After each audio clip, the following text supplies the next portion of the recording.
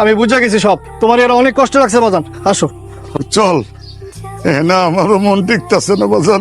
বাহ, থাকতে হইব না, তুমি আমার লাগে চলো। আর তুমি কেমন বাপ, তোমারে কইলো আর ঢ্যাং ঢ্যাং করে ওনার লগে যাইতেছো? বেয়াদব কোরআনকার, থাপড়া গাছ থালাই দিমু। আমি বেয়াদব না, বেয়াদব হইলে তুমি। আমি কি জন্য নিয়ে যেতেছি? তুমি আমার বাবারে সব সময় অশান্তির মধ্যে রাখছো, খাওয়াও না, ঠিক মতো পড়াও না। আমি দেখতেছি বাবার কি অবস্থা দেখো তো, ভাবিটা ওইখানে বইয়ে রয়েছে, খাওয়ানোর লাগে বাবা চিল্লাচিল্লি করতেছে, কই খাওন তো দিল না। কি অবস্থায় রাখছি, বাপ কি খারাপ আছে? আর এই বুড়া বয়সে একটু বেশি বেশি খিদা লাগে, এত খিদা লাগলে পামু কই? হ্যাঁ, আমার বাজান আমার বাড়িতে শান্তিতে আসিল, তুমি তো যাই জোর করে এনে লইছো।